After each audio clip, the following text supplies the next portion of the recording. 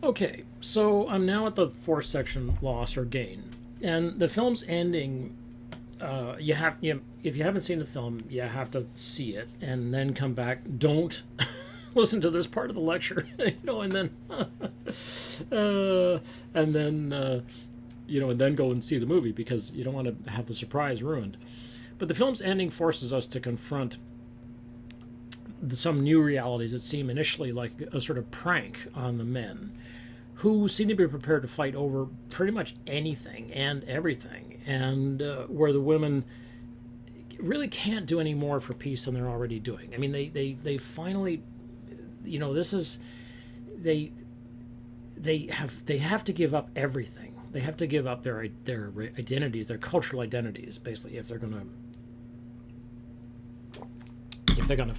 sort of fix this problem.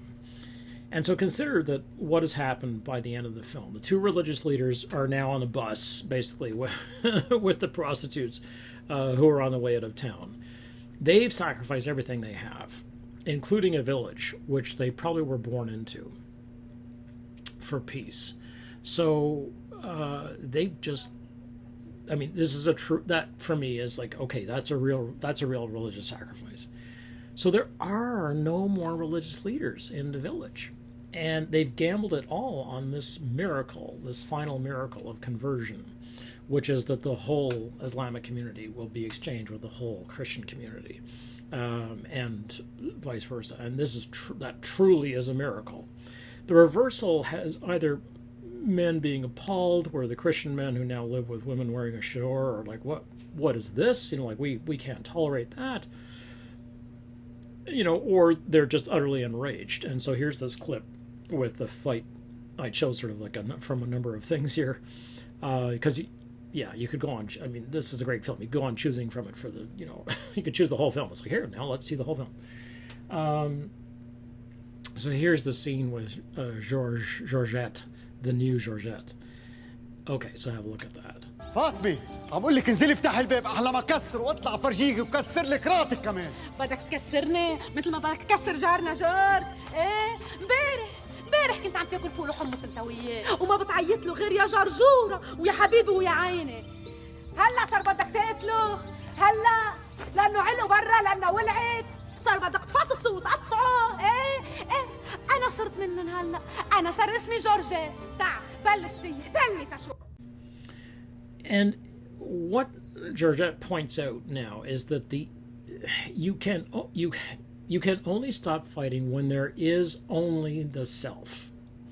So that if you can make a group, and there is you can no longer target an other, capital O, right? That the self has become other, and other has become the self. Then the fighting makes no more sense, because what are you fighting against? You don't go to war with your own body, is the idea. Now, some people do. It's some people for the way that people express pain or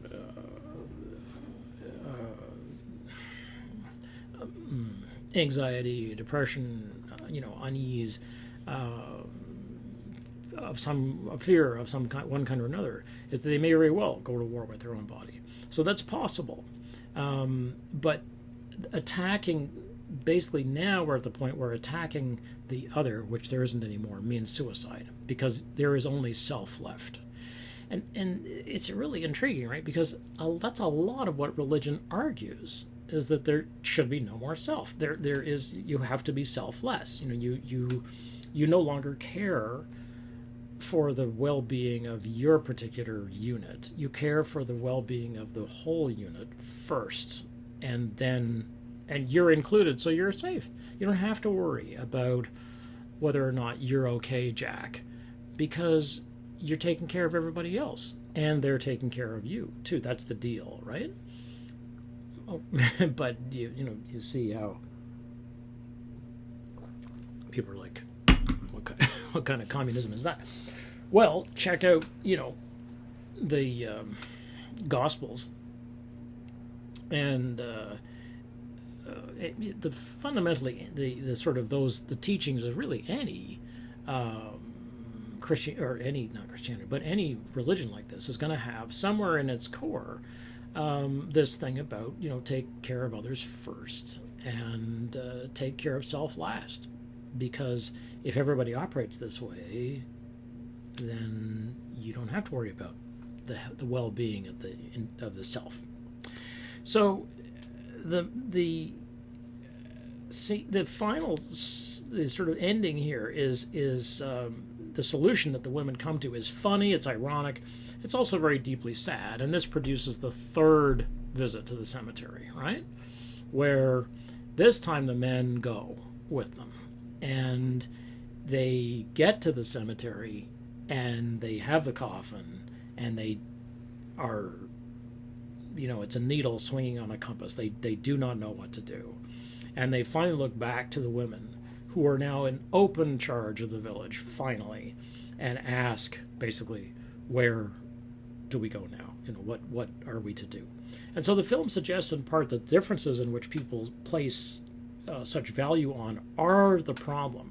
That it's these differences. Now, utopian fictions and dystopian fictions have suggested that one of the ways of getting peace is to eliminate all differences, and this is sort of the Orwellian 1984 vision of the world. And Orwell, who had been a communist, then saw the excesses of Stalinism and, of course, talked about it in Animal Farm and in 1984 because he saw that it had become this, absolute nightmare.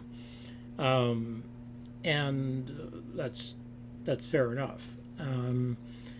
In this case, the distinction between Christianity and Islam, well, why? I mean, it's all belief, isn't it? Isn't it all belief in basically being good to other people? Isn't that enough to be a believer in this sort of same rule book that humans are? We have a terrible time staying out of our emotions, and that we're going to do things which are driven by anxiety and fear and desire, and that we are going to have a hard time with the golden rule, that you should love your neighbor as yourself, which seems to be very, very tough for people in the West. And you see, when you see how people deal with, say, the homeless or the unhomed, or that they often get angry. It's like they're angry because they're afraid. And they're afraid that that'll be them. Well, if you really have a community, then you don't have to be afraid like that, because the community will actually take care of you. If you truly do have it, I mean, if you really, I'm not talking about like, oh, well, I hope that people would, it's like, no, you really will be taken care of. And nobody will say to you, you owe us for this. You're like, no, this is just what we do. But as an atheist, I certainly take delight in the film's conclusion, which, as I see it, is that exchanging religions shows up the pointlessness of any particular religion. I'm not really a fan of religion. In fact, I'm not a fan of religion at all. Otherwise, I wouldn't be an atheist. Well, that's one of the reasons I also don't believe in magic man or magic person in the sky. But it's the women here who are the miracle, and their determination to live and to say what's left. That is the real religion that's worth following. Life. Right? That is it. Certainly the men find in religion only excuses for rage and abuse and violence. I mean, what... it's supposed to be this guiding light, but I also suggest that it's a sad thing for people who need religion in their lives, because if you go by Labaki's fable about where do you go next, which is, well, there's nowhere to put the next dead body, basically, because they have to stop the separation, right? So you have to stop with the empty rules of religion and live day to day. You got to live by these quotidian rules. That is the daily, the what happens in the quotidian really means, that's on a daily basis. The quota, making your quota means you made your day, basically. And this is the same thing which you see, I think, in the Chechen women that Joe Sacco talks about in the book of journalism, which I put on our list. But to set aside anger that is going to destroy the community, we have to do that sooner or later. Well, actually, let's do it sooner, right? And finally, as I said, have we not had enough by now of patriarchal justice, which will be handed down, as we'll see, by people like, say, Chris Kyle. There are a few portraits of a person that are more ugly and wretched than that particular one. So what is the true cost of peace? And are we prepared to pay it? Because Libaki suggests that you're going to have to give up. As one of the characters says in the Milagro Beanfield War, it's going to take a sacrifice. It's going to be a big one. It's going to be trouble. Because if you don't know where to bury your dead, then do you know where home is? And, that's going to be major. Okay.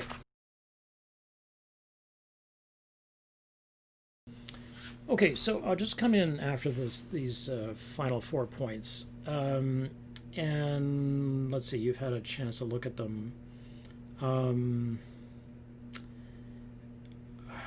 I don't think there's anything here.